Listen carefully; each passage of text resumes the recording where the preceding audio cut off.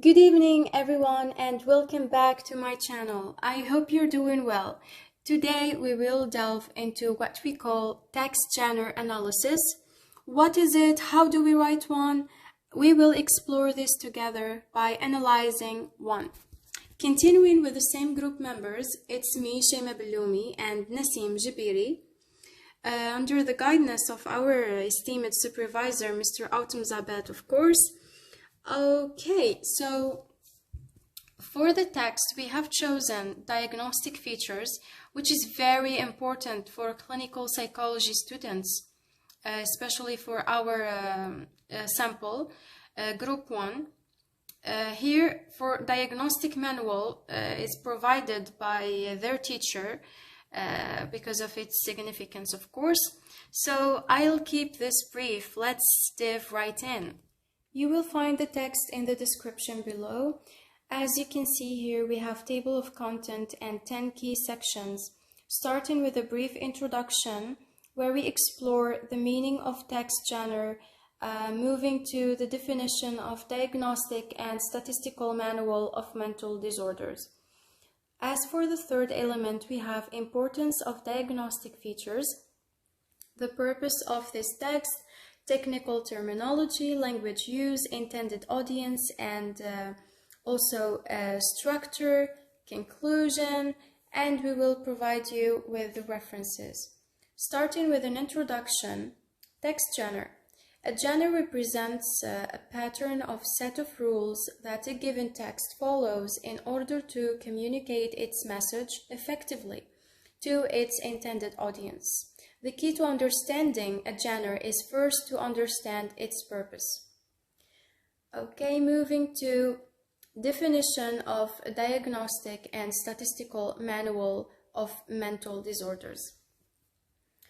Okay, the DSM, which refers to Diagnostic and Statistical Manual of Mental Disorders, is a comprehensive tool in mental health offering standardized criteria for classifying and diagnosing mental disorders. The DSM-5, which is the 5th edition, published in 2013 by the American Psychiatric Association, is a collaborative effort by experts in psychiatry, providing a widely accepted system for mental health diagnosis. Moving on with the third element, which is importance of diagnostic features.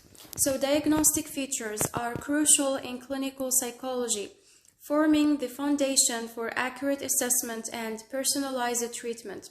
Diagnosis involves carefully examining symptoms and comparing them to predefined criteria in the DSM-5. Psychologists integrate information from various sources, considering social, biological, and cultural factors. Psychodiagnosis is a key competency shaping therapy orientation, eliminating differential diagnosis, and guiding treatment decisions. Moving to the fourth element, which is the purpose of the text.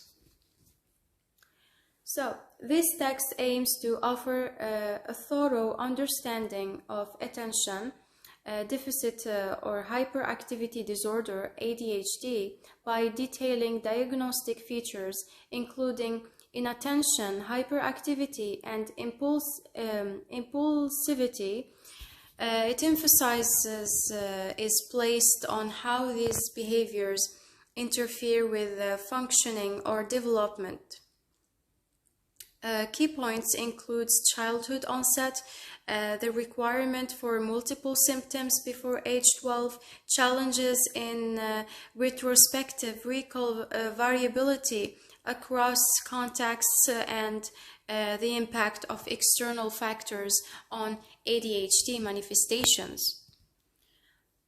We have here technical terminology of the text, of course. It utilizes clinical psychology terminology like attention deficit or hyperactivity disorder, ADHD, inattention, hyperactivity-impulsivity, and retrospectively.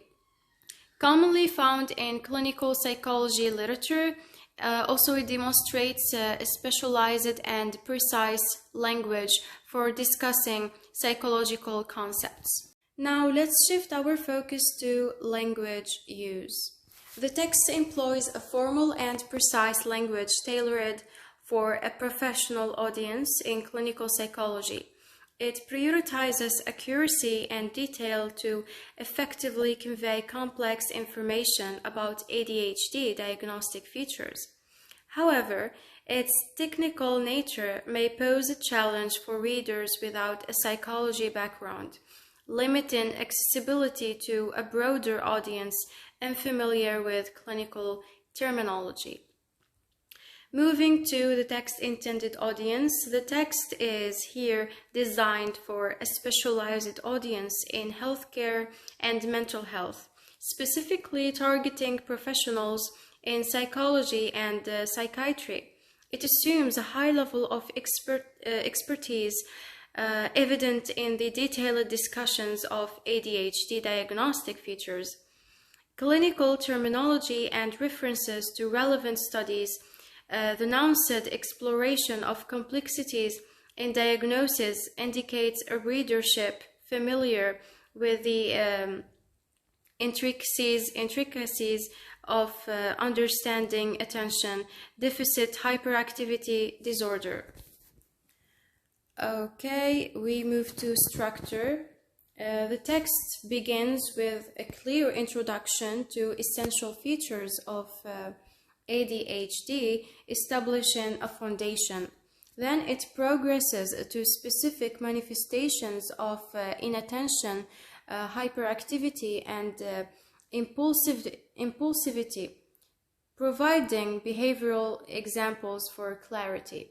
The logical sequence moves from general features to detailed behaviors, facilitating a deeper understanding. Then the conclusion emphasizes considering symptoms in different contexts and external influences on symptom presentation. All that remains now is to draw our conclusion. So the text effectively provides a detailed clinical overview of ADHD diagnostic features tailored to a specialized audience in psychology and psychiatry. Its structured organization and language choices adeptly communicate the complexities of ADHD diagnosis, fulfilling its purpose within the clinical genre. Thank you so much for your time and attention. I will leave you with the references and see you next video.